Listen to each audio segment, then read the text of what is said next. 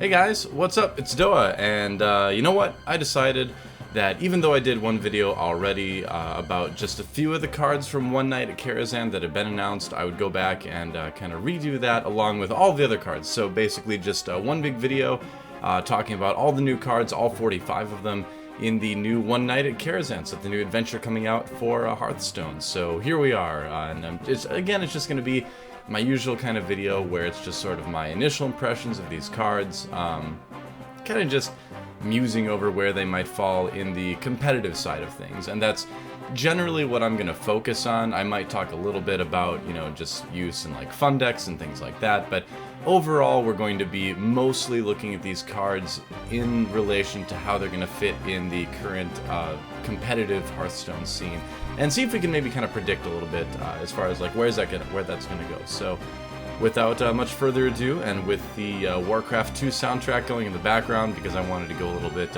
old school, because talking about Karazhan makes me feel kind of old school, even though obviously Warcraft 2 goes way farther back than Karazhan and World of Warcraft. But, you know, I don't know. It's like Warcraft 2 music. Why not? Let's stick with that. So, let's get started. Enchanted Raven.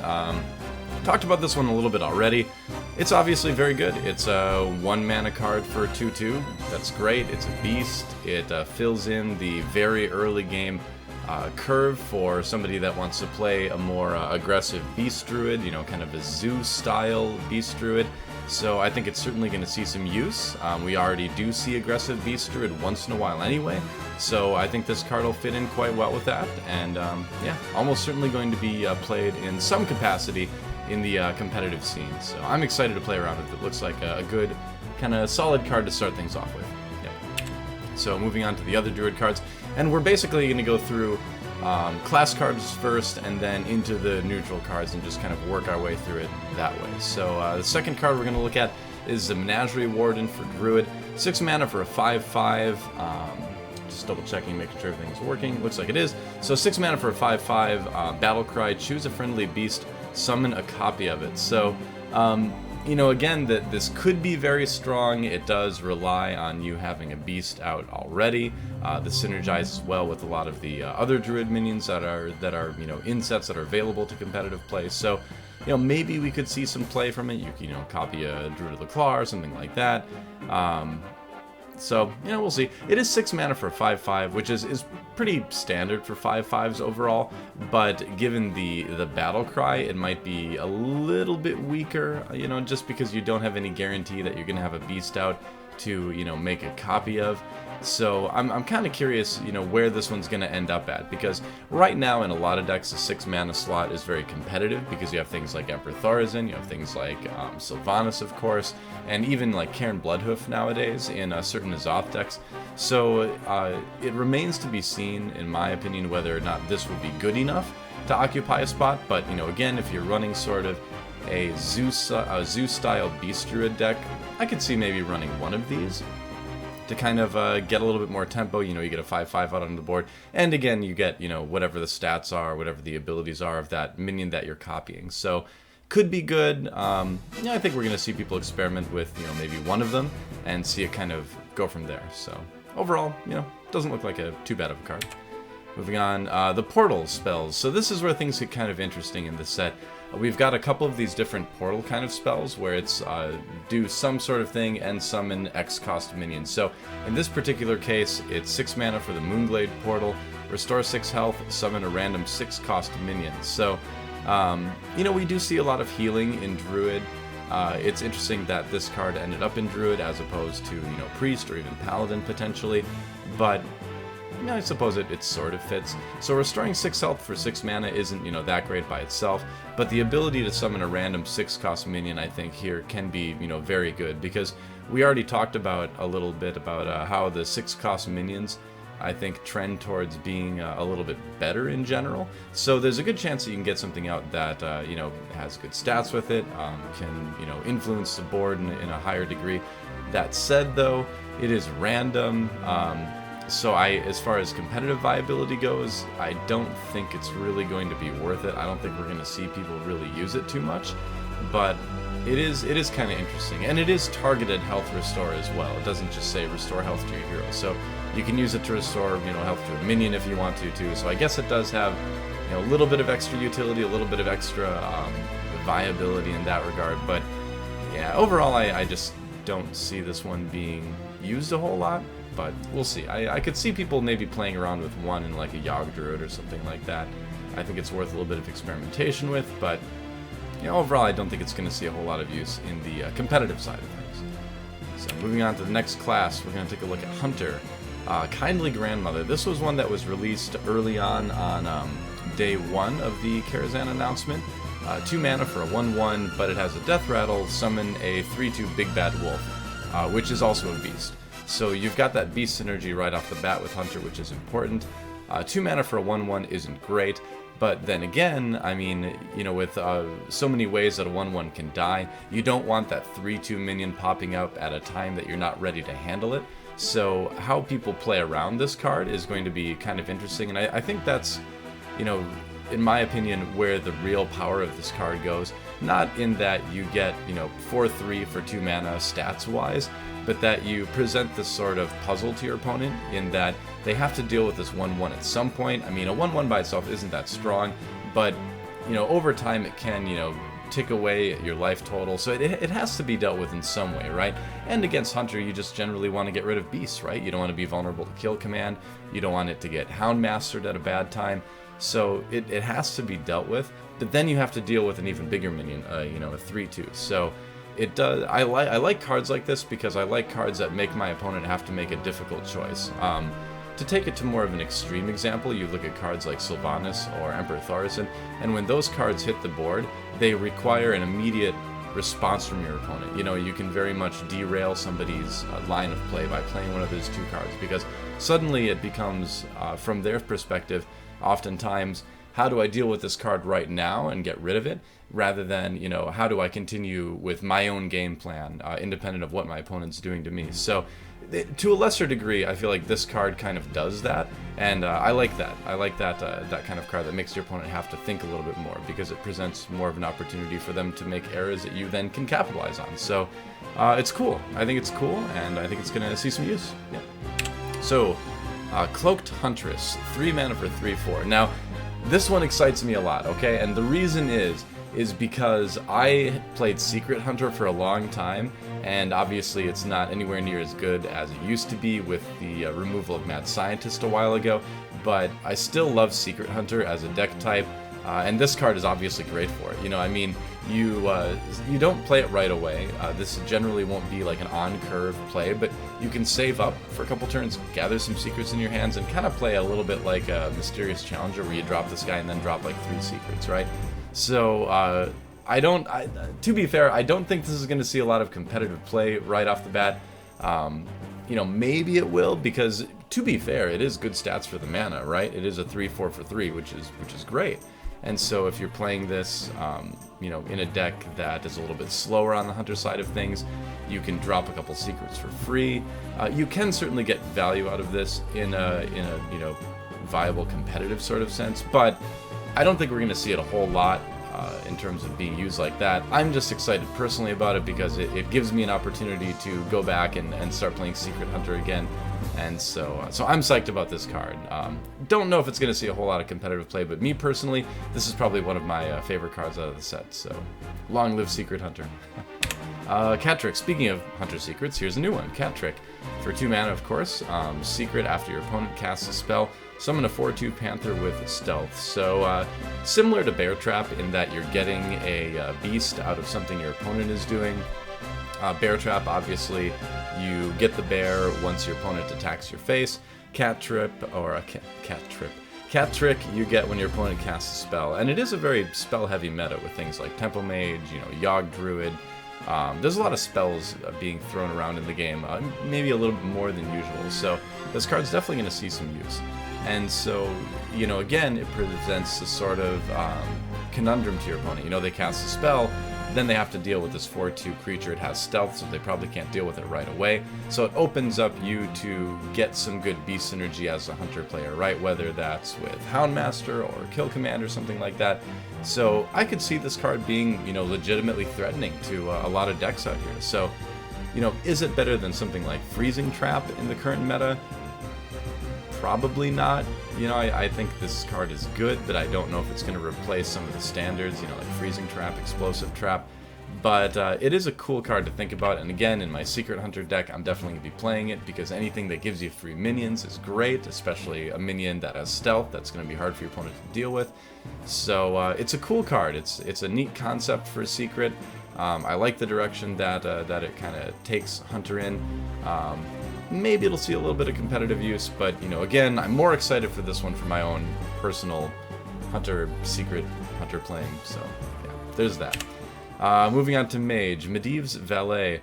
2 mana for a 2/3 battle cry. If you control a secret, deal 3 damage. So, kind of interesting to see.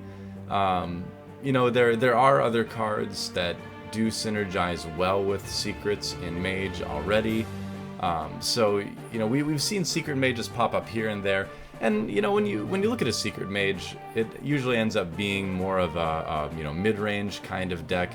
And it usually ends up being sort of like a C tier or D tier deck where, you know, you could probably play Secret Mage up to, you know, rank 10 or something like that if you were, you know, pretty good at playing it, which I'd assume anyone who's playing Secret Mage probably is pretty good, because they probably spent a lot of time doing it out of passion for the deck rather than its win rate.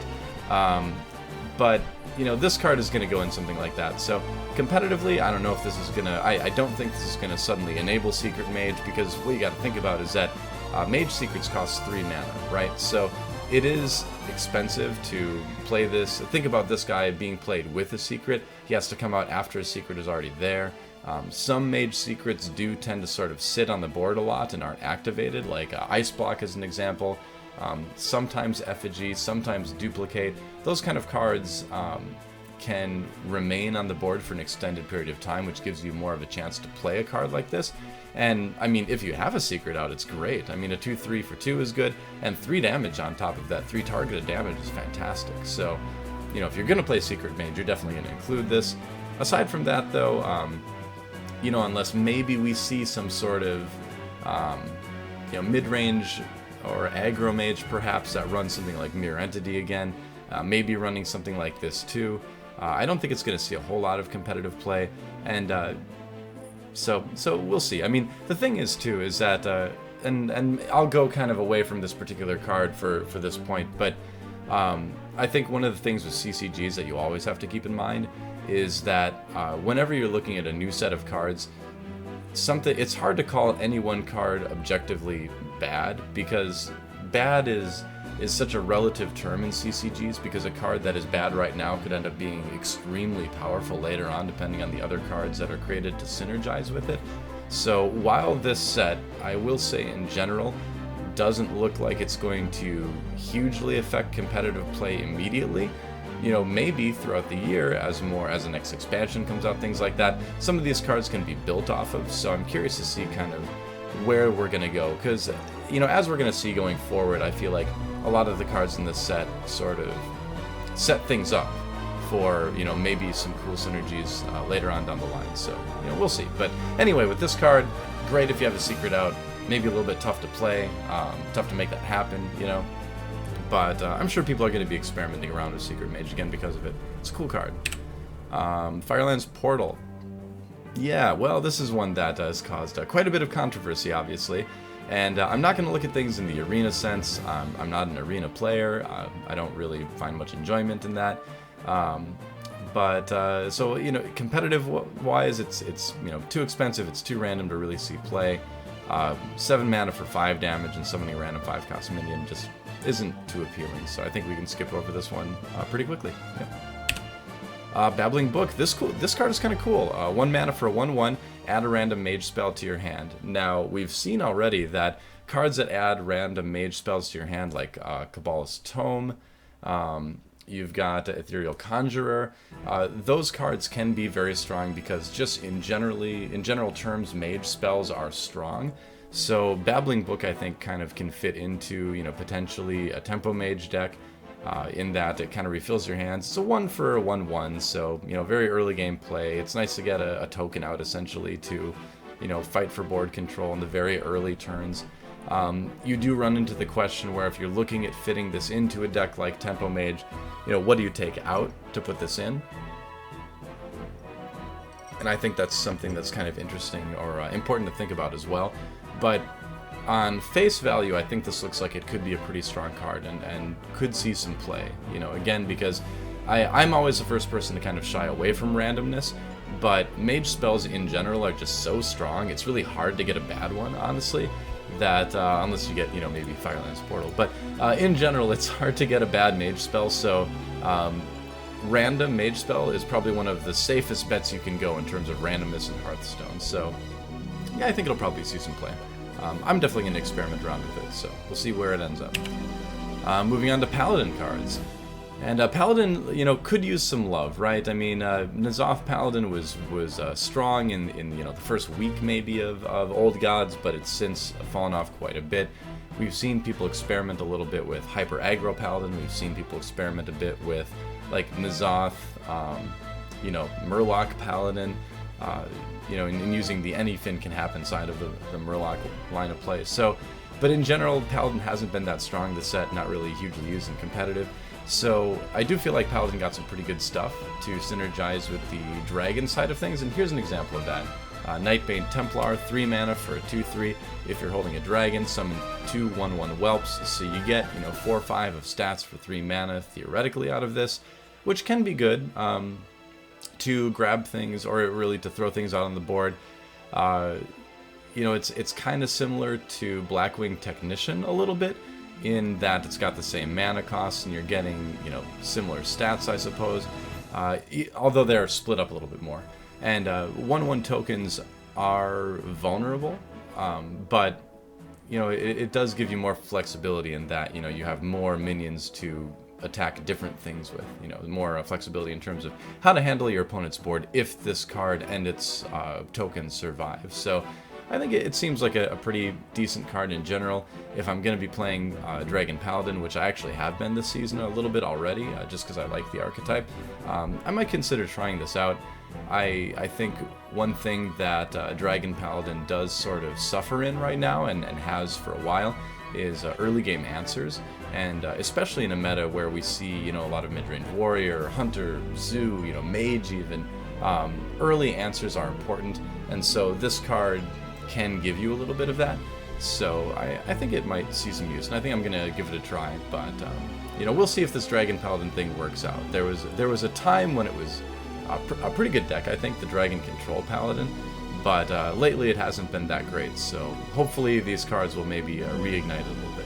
And that was not a Dragon Paladin. Silvermoon Portal, 4 mana, give a minion +2/+2, summon a random 2-cost minion. So this kind of card is a little bit more interesting to me. It is another portal card, and I'm not a huge fan of the portal cards in general, but where this is a little bit cheaper, you know, 4 mana as opposed to like 6 or 7, you can fit it into decks a little bit more smoothly.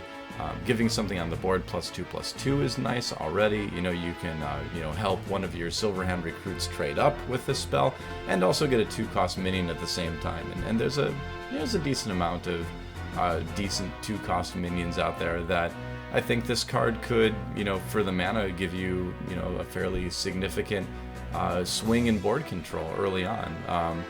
It might be a little bit too expensive to work smoothly in that capacity in terms of helping you put on that early game board pressure. And again, the random minion side of things is always a little bit worrisome. But I gotta say, overall, this one intrigues me a little bit more than the other ones, because I think you can, you know, fit it into more situations and maybe, you know, do a little bit more with it. So I'm gonna give it a try. I think it seems okay, but you know, time will tell. Moving on to Ivory Knight. This is one of the early release cards again. Talked a little bit about this one before, so I'll probably keep it kind of short. But 6 mana for a 4/4.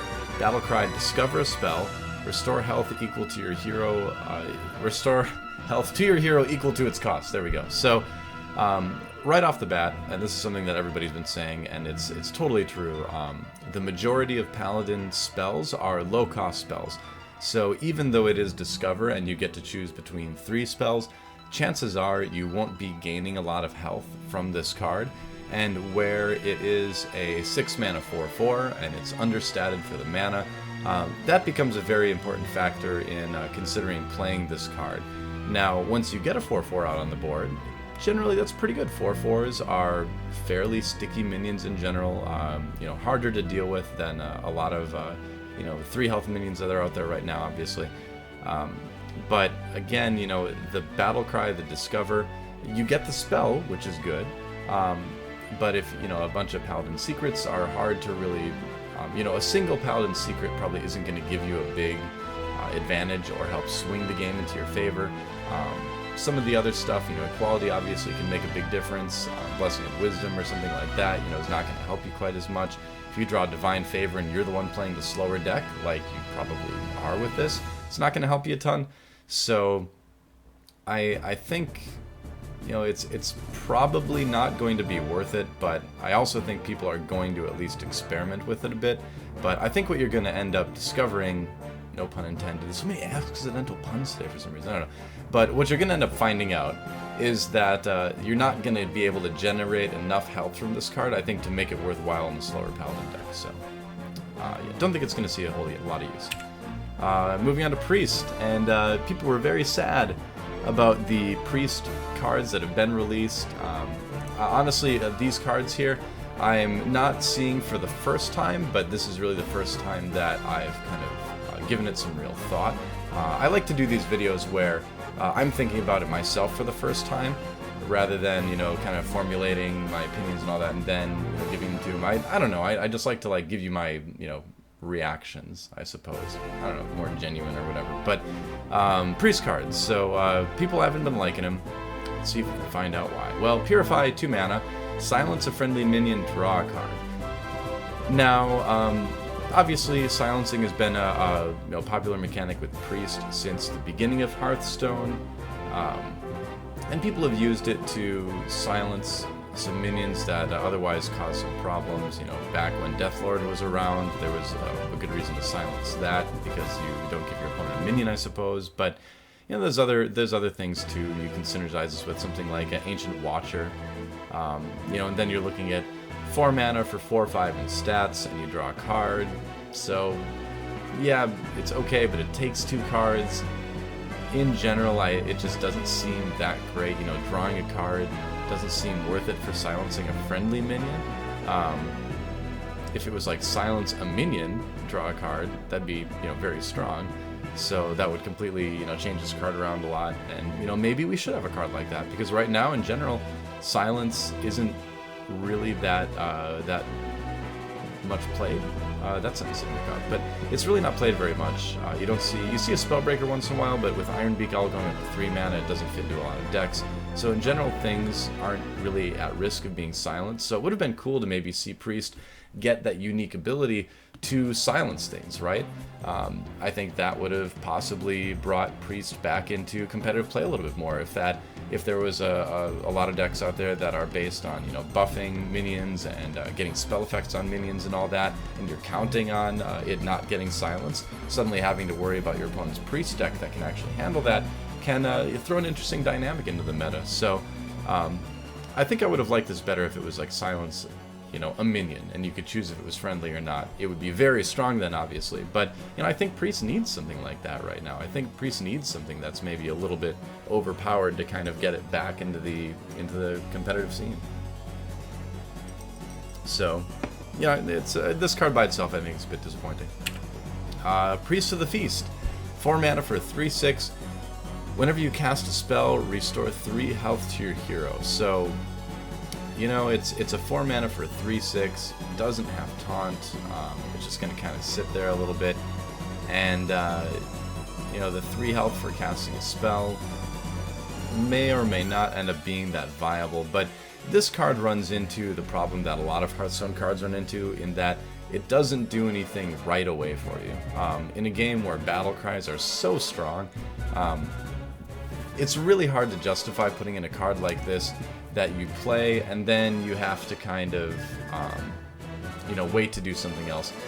If you look at something like this combined with Flash Heal, that's a 5 mana to restore 8 health to your hero if you cast a Flash Heal on yourself. So you know, there is theoretically some synergy out there that this card has. I mean, obviously there is, but I just don't think there's anything good enough that you can pair this card with to really make it kind of competitively viable. So, you know, again, I don't think it's going to be used a whole lot. Moving on to the last priest card for this expansion, for this adventure, I should say.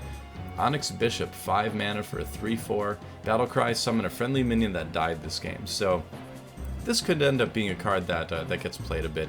It's strong, of course, to bring back a friendly minion that died this game. We see Resurrect used in the priest decks that do exist right now, you know, fairly often. This card obviously would come a little bit later in the game, but you know, if you're playing more of a mid-range kind of priest deck, you know, which did exist at one point, we have had aggressive priest decks, we have had mid-range priest decks, and a card like this can kind of bring that back because you get a 3/4 on the board, which is, you know, a little bit harder to remove, and you also get another minion back from a little bit earlier, and so that can end up being fairly strong if you bring back something like an injured Blade Master, because again, this is summoned, so when it would come into play, it would have that 7 health. It wouldn't, you know, take that 3 damage from the battle, or 4 damage rather, from the battle cry right away. So in a mid-range priest deck, this guy could end up being fairly strong, and I think this is probably the most exciting card that we're seeing from priest in this adventure, or that you know, priest gets really in this adventure. So I think it's gonna provide some good opportunity to sort of, you know, try out a mid-range priest deck again, and see if maybe something like that can work a little bit more. But the big problem with priest kind of remains that they don't really have a lot of great board clear options anymore. Now that Light Bomb is gone, it's kind of hard to stay alive. So I think this guy would help, but you know, is it going to bring priest back into the meta in a big way? Probably not, but it'll definitely see some experimentation.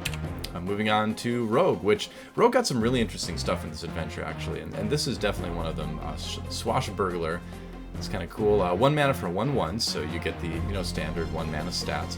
Battlecry, add a random class card to your hand from your opponent's class, and we're going to see some synergy involving the use of cards from your opponent's class as Rogue, and it's kind of a cool direction to kind of take Rogue. I don't know if it's going to be, I kind of doubt that it's going to be a good enough direction to pull people away from Miracle Rogue as far as like what Rogue is played competitively, but it is neat, and I guarantee you there's going to be some really fun ladder decks that come out of this. This guy, I mean, just, you know, it's always fun to get one of your opponent's class cards, right? I mean, that's just a fun mechanic. So at the end of the day, while this guy may not be hugely useful competitively, he's certainly going to be fun, and he's certainly going to be part of a cool deck. And it is a pirate, so, you know, if you're working on pirate synergy, it fits in with that too. So cool card. Maybe not the most competitive, but it is a cool card. Speaking of cool cards, Deadly Fork, 3 mana for a 3/2. Death Rattle adds a 3/2 weapon to your hand. Really interesting card because you get the 3 mana for 3/2 on the board. It's obviously pretty vulnerable at the 3 mana cost. You generally want something with a little bit more health, but at the same time, at 3 damage, it can trade up with things like Horcrux Elite and stuff like that. So, you know, it's not completely useless. And the fact that you get a 3/2 weapon, you get a Fiery War Axe out of this, you know, may make it worthwhile. So I think it is going to be playable. I'm not sure what the cost of the 3/2 weapon is yet. I would imagine, I mean, it's probably dumb for me to speculate, but I would imagine that it's going to be 2 mana, like a Fiery War Axe. So it can fit in with, you know, a lot of turns moving forward. If you play this guy in turn 3, then turn 4 you'll have mana for the weapon and something else.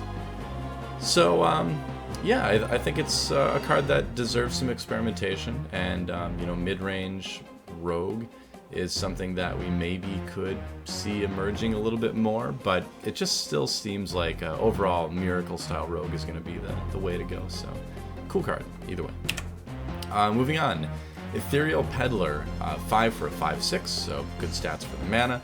Battlecry, reduce the cost of cards in your hand from other classes by 2. So it's important to note that this is a permanent reduction in cost. So as soon as this is played, you're going to get that cost reduction on your cards from other classes. So, you know, we've got Swashbuckler, we've got Burgle, we've got Undercity Huckster. So we've got a decent amount of ways, honestly, to get cards from your opponent's class in your hand.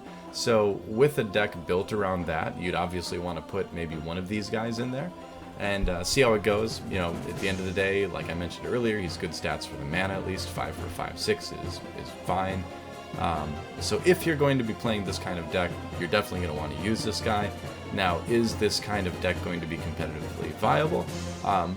Probably not. But that said, if you think about like a mid-range rogue deck, they have good removal tools, fairly good minions overall, and this kind of mechanic, this sort of package, I guess you could say, of getting cards from your opponent class, gives you a real sort of X factor in a lot of matchups that will enable you to swing the board or swing the game rather, in very confusing ways for your opponent to deal with.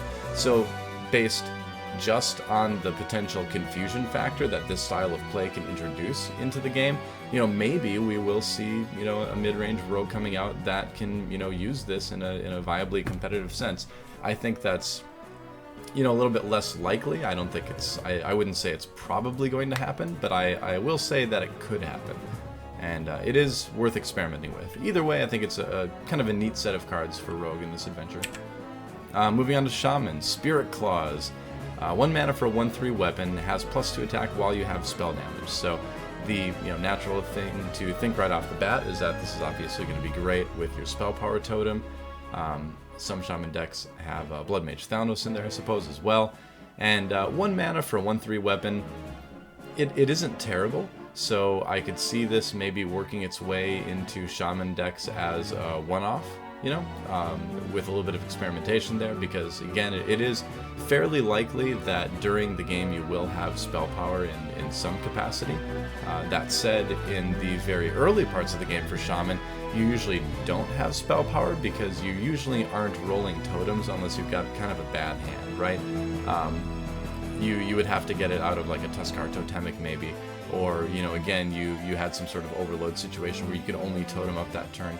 So it's a little bit harder to use this in the early game, I think. But then again, if you hold on to it, it could be pretty decent mid-game removal too. You know, if you hold it until you get a spell power totem, and then you play it, and suddenly you've got a 1 mana 3/3 weapon, and you can start to clear the board and help your minions get a little bit more mileage, right? So I think it's definitely going to be played around with. I think it could be good, and time will tell, you know, as far as how often it's used. But I think it could find a spot in some Shaman decks. Moving on to Wicked Witch Doctor. 4 mana for a 4/3. Whenever you cast a spell, summon a random basic totem. So, I mean, hey, there's another way to get spell power totems right there. But, you know, it fits in with things like Violet Teacher, right, where it's a 4 mana card that works off of you casting spells. In this particular case, you get a basic totem, which can have a big impact on the board, right? I mean, a Taunt totem can save you, the healing totem can help you trade really well. So it could end up being strong, and I think that's why we see it at 4 health instead of 5 health like a Violet Teacher. But you know, then again, you know, that said, if you want to pair this with a spell, it's going to be, you know, turn 5 or later that you're going to be playing it, and by then the 3/4 stat line might not be too useful. So I think it might be a little bit too expensive for what it does. Yeah, I don't think it's going to see a ton of use, but it is kind of interesting. Alright, another portal, Maelstrom Portal, or I guess we could say the objectively better Arcane Explosion, right? Arcane Explosion for Mage is 2 mana, deal 1 damage to all enemy minions. This is 2 mana, deal 1 damage to all enemy minions, summon a random 1-cost minion. So not only do you get that poke at their board, but you also get a minion yourself. And there's some pretty decent 1-cost minions out there, a lot of decent ones, honestly. So yeah, I think you could definitely see some use. It is important right now to have the ability to clear a lot of 1/1s. You've got a lot of decks right now that are making 1/1 tokens, and so we see cards like Ravaging Ghoul have a lot of value. And so in that sense, a card like this could have some value too, in that it deals with those 1/1 tokens that are coming out of a lot of cards and out of a lot of decks right now. But it also gives you a minion too, so it gives you that little bit more board presence. So I think this is a card that that might actually see some use. That said, it does depend on what other decks are doing right now. This is one of those cards that will only show up if there's going to be a decent amount of 1/1s out there to clear. So, but right now there are, so I think it could see some use. Moving on to Warlock cards. Malchezaar's Imp. 1 for a 1/3, so nice stats for mana. Whenever you discard a card, draw a card. So it kind of turns your discards into a little bit of cycling. You know, obviously that discarded card you don't get back, but you do, you know, you don't go down in hand size, which is important. And if you're playing an aggressive deck, especially a discard-oriented Warlock deck, you don't mind burning through your deck really fast. It's kind of similar, and I mentioned this before in my other video, but it's kind of similar a little bit to the concept of the Fel Reaver, in that you're playing in such an aggressive deck that it doesn't matter if you burn those cards, because you will be stomping them, you know, for 8 damage in that particular case. And in this particular case, it's going to be played in an aggressive deck. You're almost never going to burn through your deck anyway, so the fact that you're discarding and drawing a card and going through your deck quicker that way isn't going to make a difference. The important thing is that you keep cards in your hand.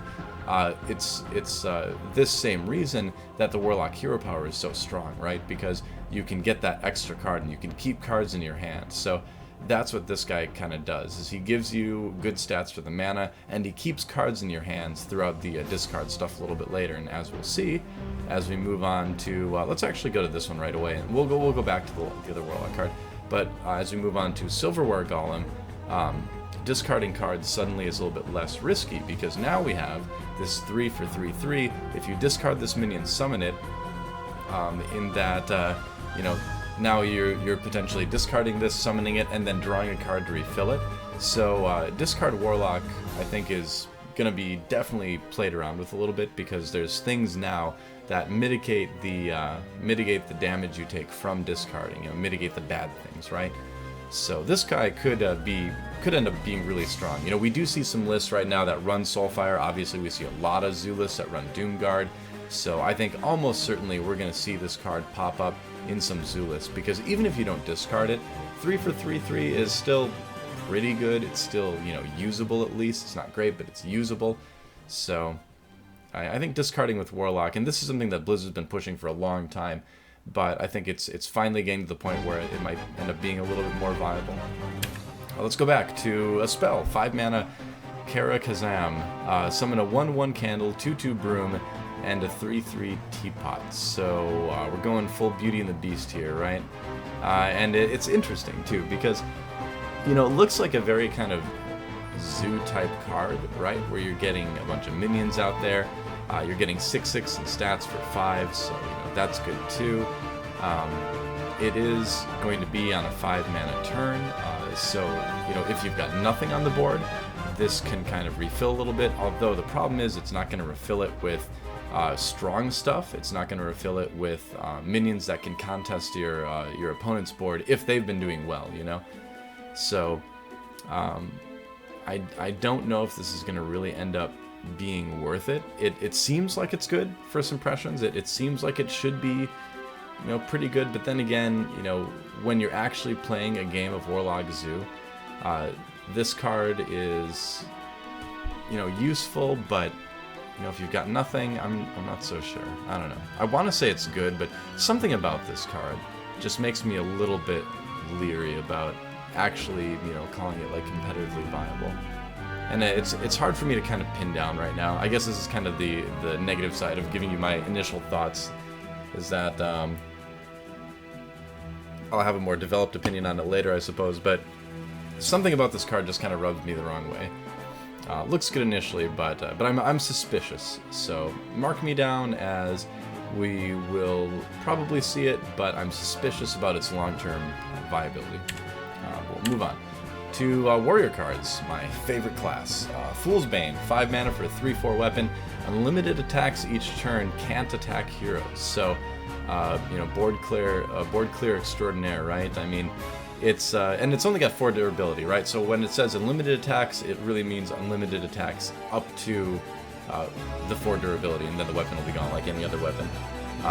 And you can't attack heroes, so you can't, you know, suddenly do 12 damage to somebody.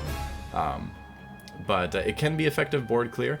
The drawback is that you could potentially take a lot of damage, but then again, with all the armor gain that warrior has, you can afford to take some pretty big chunks of damage sometimes. So I think it's kind of a cool board clear option in slower warrior decks. It's at the same, and the interesting thing too is that it's at the same cost as something like a Brawl too. So if you're playing against like a Zoo deck or like a more aggressive mid-range kind of deck, this can be played on turn 5 to let you clear your opponent's board, or come close to it anyway, without having to sacrifice your minions to do that. So it's an interesting alternative, I think, to something like Brawl, providing of course you're not running into like a deck, like a Druid deck that went insane and has a bunch of really high health minions outright. I mean, obviously it's not going to work there, but against your standard like mid-range, like looking at maybe mid-range Shaman, of course, not counting Flame Wreath Faithless and a Thing from Below, but the other stuff in like mid-range Shaman, this can control, quite well. It deals with something like Feral Spirits easily. And so I think it could definitely see some use. I think you'd include one in like a slower warrior deck.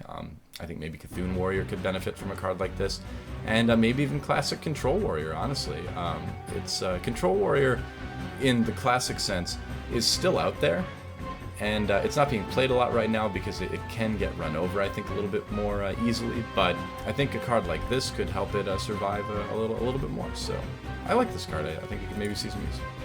Ironforge Portal. 5 mana for 4 armor, summon a random 4-cost minion. So,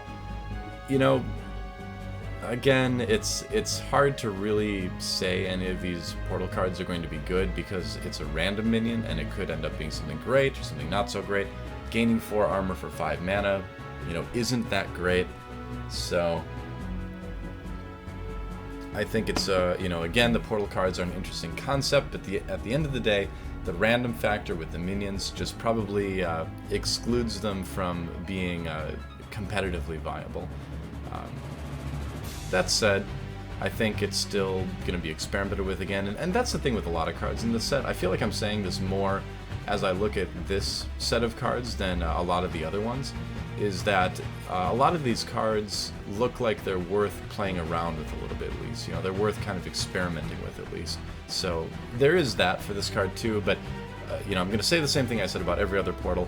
I don't think it's going to be competitively viable, except for maybe the Shaman one. The Shaman one is, in my mind, probably the best one, but this one, not so much. Moving on to this card, which is really exciting to me actually. It's 3 mana, Protect the King. For each enemy minion, summon a 1/1 pawn with Taunt. So it's kind of Unleash the Taunts, right? Same mana cost as Unleash the Hounds. You get enemy minions instead of, or you get a 1/1 for each enemy minion instead of having charge. It has Taunt. So the very natural conclusion to follow with this is play Protect the King, then play Bolster. So suddenly you've got a mass of 3/3 taunts, which is really strong. I mean, if you are going up against a board that has like 4 minions and suddenly you have 4 3/3 taunts, that's great. That can certainly turn the game around. So I think this card is absolutely going to be used. I think this is maybe the card that finally unlocks a more mid-rangey sort of taunt-oriented warrior that uses a card like Bolster. And it's exciting, so I'm really looking forward to playing around with this card and kind of playing around with the taunt mechanic in general that Blizzard has kind of been pushing with warriors since Grand Tournament, really. So yeah, very cool card, and can't wait to play with it. Moving on to the neutral minions now. Arcane Anomaly, 1 mana for a 2/1. Whenever you cast a spell, give this minion +1 health. So kind of like reverse Mana Worm a little bit, right? So it's a card that could theoretically be, pretty strong. I mean, even if you look at something like Zoo with this, just in Zoo Warlock, you play this guy, then you coin into a Flame Imp, you coin into a Void Walker, and suddenly you've got a 2/2 and your other, Zoo minions. So it could be strong in that sense. That said, if you don't get this guy on turn 1 with the Zoo deck, then you're in a little bit of trouble because the coin is oftentimes, along with maybe a Soulfire or something like that, maybe a Mortal Coil, the only spell you're going to have in Zoo. So, yeah, obviously something that's a little bit more spell heavy, this guy will be a little bit more benefited from, but I think it could see some use in some early game situations. I mean, looking at, you know, an earlier mage deck, you could do something like this, coin, mirror entity. You know, you could play this guy along with some other big spell turns or something like that, like if you've got a Flame Waker out, and get a fairly high health minion for 1 mana. So I can see situations where this guy is going to be good, but at the end of the day, it's just a vanilla 2-attack minion. So, you know, does it give you enough board presence immediately to warrant using, you know? And that's where I think this card maybe falls a little bit flat. So you know, again, it's probably not going to see a whole lot of use, but you can imagine a few scenarios where, you know, it could be good, but consistency-wise, don't know if it's quite there. Moving on, Runic Egg. Kind of an interesting card. 1 mana for 0/2, Death Rattle, draw a card. So, I mean, it's interesting because you draw a card out of it with the Death Rattle, but at the same time, it doesn't really get you much, right? It's not like a dragon, you know, it's not like a dragon egg or something like that. You have to buff it to use it. And then after you buff it, all you really get is a card draw, so... You know, it's kind of cool, but just doesn't seem like it's useful enough to include in a lot of decks. Yeah, just not seeing it. Yep. Move on. Another Spite Historian, 2 mana for a 1/3. Battlecry. What's this? Wait. This is on the Warcraft 2 soundtrack. I'm a medieval man. Okay, I don't remember that from Warcraft 2, but anyway, we'll continue. 2 mana for a 1/3, Nether Spite Historian, Battlecry. If you're holding a dragon, discover a dragon. Now this is a very exciting card. Again, you know, we talked about Dragon Paladin especially, which, in you know, my opinion, is the deck I really want to play. But just dragon decks in general, this is going to be a good card for it. 1/3 for 2 mana is okay. It's a card that's going to be sticky, deal with tokens and things like that. But the ability to discover a dragon, I think, is a really nice thing here, because again, you know, discover isn't, you know, it is random, but it's controlled randomness, right? You get a choice of 3, and in a dragon deck, that's a hugely beneficial thing to have, because there's not a gigantic amount of dragons, and so there's a pretty good chance you're going to get something fairly valuable out of this. So I think in terms of dragon decks, this is a very exciting card, and if you're going to build a dragon deck, I think this is going to be a card that's pretty much auto-include, unless it ends up being kind of, you know, falling flat. But I think it looks good initially. Moving on to Pantry Spider. The song in the background is so crazy. Alright, Pantry Spider, a 3 mana for a 1/3 Battlecry, summon a 1/3 Spider. So it's a beast, so there you go, beast synergy there.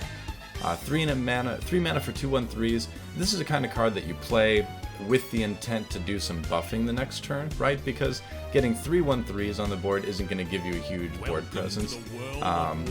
You are getting 2 6 of stats for 3, which is good, but again, I think the real benefit is buffing later. So something like Mid-Range Hunter, playing this on turn 3 into a Houndmaster on turn 4, can pretty much guarantee you that you're going to be able to Houndmaster at least one of these, because it's hard for your opponent to remove 2 1/3s.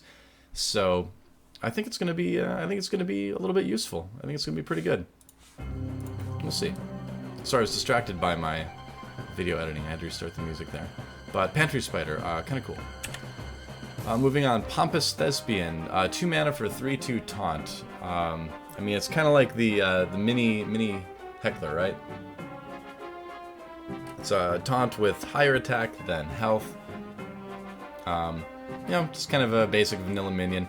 Don't think it really fits into anything right now, you know, unless, again, you're looking at kind of the Taunt Warrior deck. But even then, I don't think once you look at all the cards that you're going to need to include in that deck, you're going to have room for something like this. So, kind of just a vanilla Taunt minion. Not much to, nothing to see here, folks. We'll move along. Violet Illusionist, 3 for a 4/3. During your turn, your hero is immune. So this is kind of interesting when you think about pairing it with, you know, weapon attacks on high damage minions. You can certainly use this card to dodge some damage that way. Obviously, it's not going to live for very long at 3 health, but then again, it is a card. It's one of those cards that kind of requires a response from your opponent. You know, even though you're not going to be immune on their turn, they can still damage you like normal. the ability again to pair this with cards that would normally hurt you might make this worth playing around with a little bit, but it's one of those cards that you kind of play and then you expect to die immediately, so unless you can pair it with something right away on the turn you play it, it's probably not going to be super valuable. And at 3 mana, it's kind of hard to imagine that happening. So I think it's a neat concept, but competitively, I just don't think it's going to see a ton of use. I'm sure there's some neat combos you can do with it, but again, is it worth putting that combo in your deck when you think about the effect it's going to have on the consistency of the deck, how useful this card is without the ability to do that play you want to make with it? I just don't think it's going to be used a whole lot. Moving on to Zubat, 3 mana for 3/3. Battlecry, give a random friendly beast, dragon, and murloc +1/+1. And it is a mech too, so that's kind of interesting that we're seeing a few mechs come back. Obviously, GVG rather has been out of the standard competitive scene for a while now, so mech synergy isn't something a lot of people are thinking about, and it's not going to really come back with this card, but it is kind of an interesting sort of anecdote that this is in fact a mech. Stat-wise, perfectly fine, 3 for 3/3, and we do see this sort of theme with some of the cards in the One Night at Karazhan adventure, where it deals with beast, dragon, and murloc. And there are going to be certain combinations of that work out, but it's hard to sort of imagine all 3 of those being on the board in the early game to get a buff from something like this. So I think there's going to be some fun gimmicky decks that come out of this sort of mechanic, I guess you could say. But again, I don't think it's going to be hugely vital in any competitive decks we see in the near future. Arcanosmith, 4 mana for 3/2. Summon a Battlecry, summon a 0/5 minion with Taunt. So it's a little bit understated for the mana, of course, but getting a 0/5 minion with Taunt is potentially pretty good. It's certainly at least something you consider like 5 armor, I guess, and it's something that can be buffed too, right? So. And I mean, if you think about it, you can use something like Interfere with Priest to suddenly make it a 5/5. So for 5 mana, you get a 3/2 and a 5/5 with Taunt. So there are some uses I could see this card sort of falling into. So maybe this is a type of card that you can kind of shore up some other decks that sort of need some Taunt with. And it's always going to have that benefit of giving you that 0/5 Taunt. So I think this card could see a little bit of use. A 5 health Taunt is annoying to get through for a lot of more aggressive decks, and again, at the very least, you can sort of consider this as as 5 more armor, right? I mean, if you look at the picture, basically the guy's just making armor. So, if you don't have a way to buff this, it is kind of like 5 armor in general. So if you think about 4 mana for 3/2 and gain 5 armor, that's not so bad, really. So I think this guy deserves some proper experimentation. He deserves a try in some of the decks, and I think he could end up being kind of good. Maybe even fit into a competitive deck or two, so we'll see. Interesting card to keep an eye on, though. Moving on to Menagerie Magician. 5 mana for 4/4. A Battlecry, give a random friendly beast, dragon, and murloc +2/+2. So another buffing minion like Zubat that works on that beast, dragon, murloc synergy. And the thing with this is that I haven't gone through right now, and I don't know if really anybody has gone through right now and tried to put a deck together that has Beast, Dragon, Murloc synergy. It seems like there's maybe some sort of mid-range option out there that could work. And the thing is that even if you only have 2 of these out, it still might not be that bad. So will there be a competitive deck coming out of that? Probably not, but at least, I like this, that Blizzard gives people sort of avenues to go with in deck building. There are synergies out there that you can kind of imagine and build some fun decks around. And, at the end of the day, again, like I talked about, this video is focused on the competitive side of things in the standard format, but it's also worth mentioning, too, that it's just fun building fun decks and winning with fun decks, because at the end of the day, and this is how I've always felt with CCGs in the 22 years of CCGs that I've played. My favorite thing from 1994 until now has been making my own deck by myself and winning with it. That's always been the most fun thing in a CCG, and so at the end of the day, I mean, this is the kind of card that lets you do that, you know, make fun decks that, you know, you see a synergy that looks like it'd be fun to play with, you make it yourself, you win with it, it feels great. Even if it doesn't end up being a deck that can get you to Legend, right? So in that sense, even though I don't necessarily see a lot of competitive viability in this card, I do really like cards like this, and I think it's cool that Blizzard's including it. Moving on, Avian Watcher, 5 for a 3/6 Battlecry. If you control a secret, gain +1/+1 and Taunt. So there's potential that you can get a 4/7 Taunt for 5 mana. And we talked about some of the secret synergy earlier. With you know, Mage got some secret stuff, Hunter got some secret stuff, and it's a, you know, I think it'd be cool if this was a beast. Actually, maybe it'd be a little bit too strong if it was a beast. No, I don't think it'd be too strong if it was a beast, but if it was, then it would really fit nicely into my secret Hunter deck. So I kind of wish it had that, but as is, I think if you're playing a secret deck and it's a little bit of a slower secret deck, maybe you can make something like this work. And if you think of, you know, there was a secret Paladin version that was floating around a little bit early on in the Old Gods meta that you know, it was a little bit slower one, so it had like N'Zoth and things like that in it. And this is a kind of card that would, you know, give you more sustain, I suppose, to play out a longer game in that kind of sense. So I think it's probably going to be a little bit too expensive and a little bit too hard to make work consistently. It's probably not going to end up in a lot of decks, but it's, you know, again, something that I think is worth trying out if you're like me and you still want to push the secret thing. But again, I must remind you that I played Secret Paladin for like months and months before Mysterious Challenger came out, so I've always been partial to secret decks in general, so I get a little bit excited when I see any sort of secret synergy. So please forgive my bias. Moving on, Bookworm. Speaking of synergy, more dragon synergy, right? 6 mana for 3/6 Battlecry. If you're holding a dragon, destroy an enemy minion with 3 attack or less. And I think this card is really good, actually, in a dragon deck. It's expensive, but at the same time, you do get a 3/6, which is hard for your opponent to remove. And destroying a minion with 3 attack or less is a lot more. It's a lot stronger than something like Stampeding Kodo that destroys things with 2 attack or less. 3 attack, once you get into the mid game, is generally the standard, and so this is a card that I think could give you a pretty decent board swing. There's a lot of 3 mana minions out there that are nice to be able to deal with. Something like, you know, Violet Teacher can be dealt with this card. You can deal with, well, obviously something like Imp Gang Boss. It doesn't have 3, but has less than 3 attack.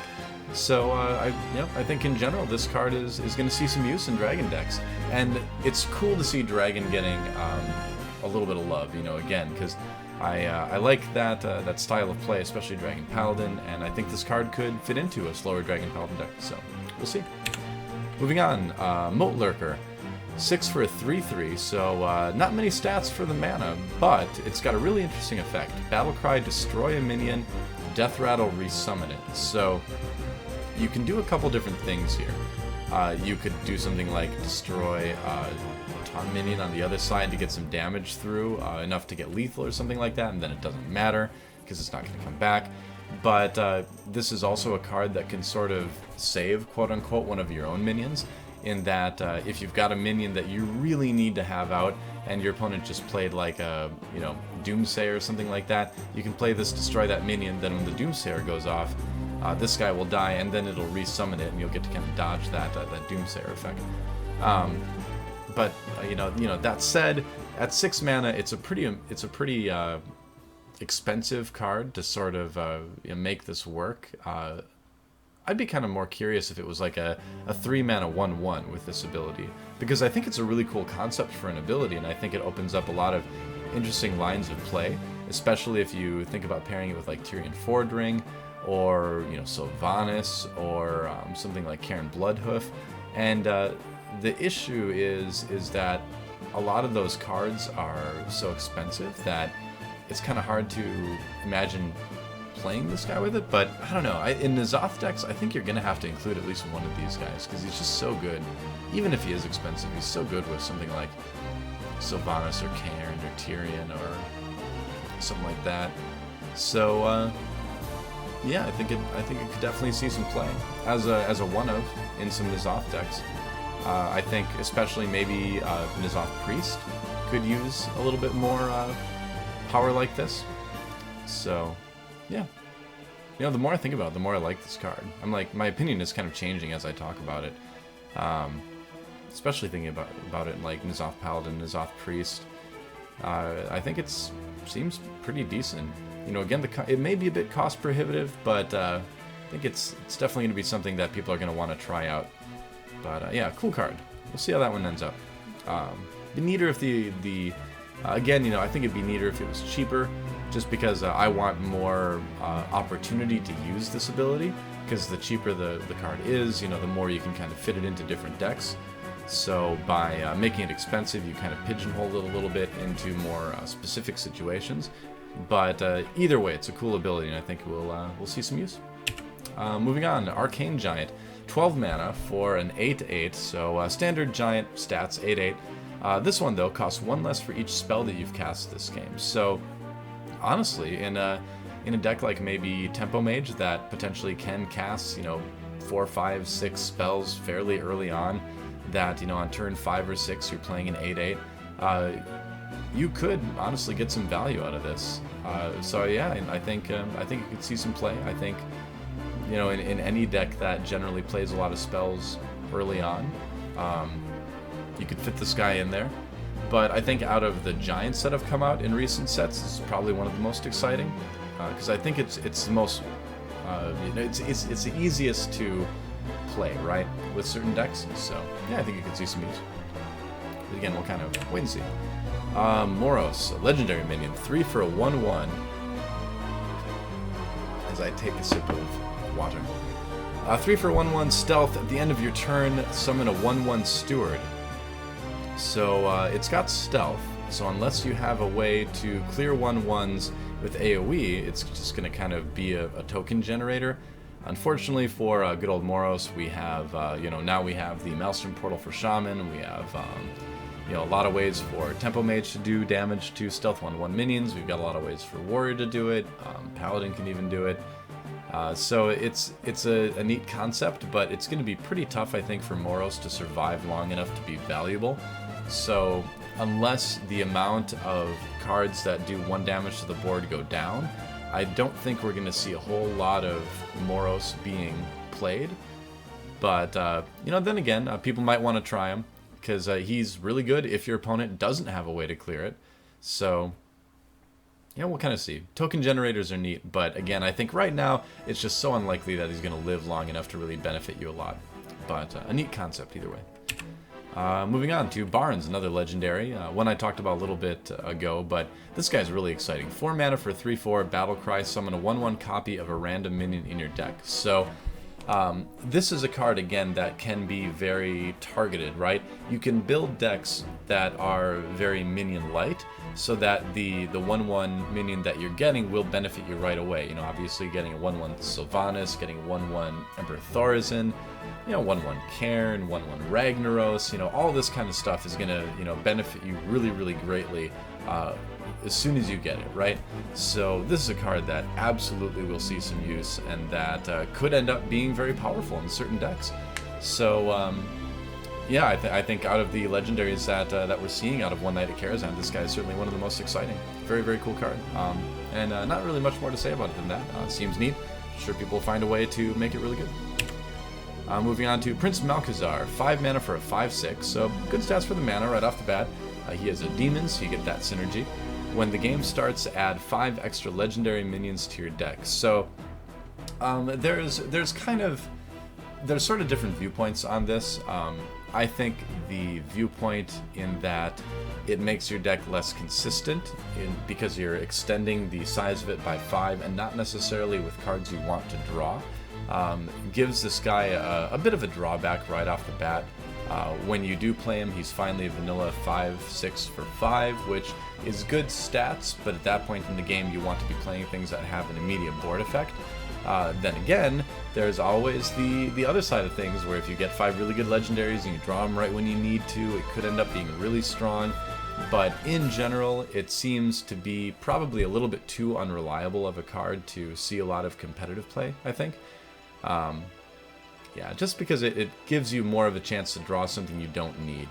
And you know, as we know in Hearthstone, if you're drawing things you don't need, it really kind of hurts your chances of winning the game. So it's probably not going to see a lot of competitive play, but I think it's going to be a fun card to play with on the ladder and just kind of play with against your friends and stuff like that. Because, you know, of course, having random legendaries pop up in a game is fun. You know, it's fun in a casual sense. So he'll be cool in that way anyway. The Curator, 7 mana for a 4/6 Taunt, Battle Cry, draw a Beast, Dragon, and Murloc from your deck.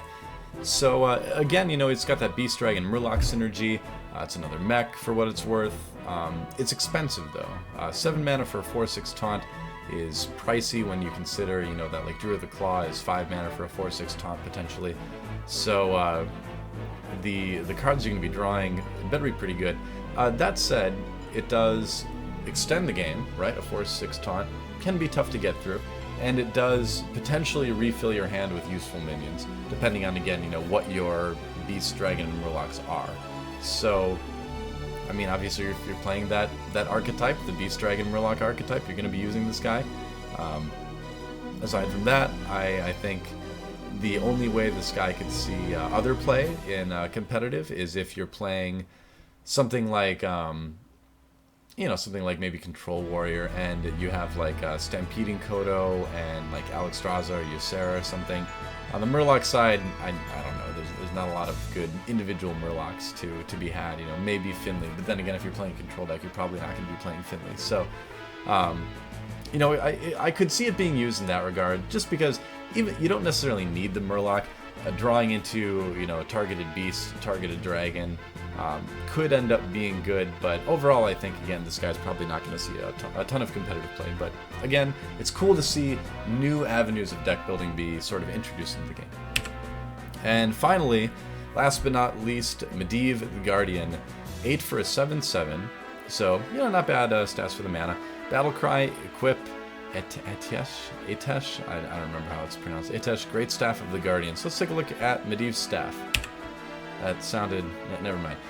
3 mana for a 1/3. After you cast a spell, summon a random minion of that cost, lose 1 durability. So obviously, you know, the Tavern Brawl that everybody loves has come to standard play.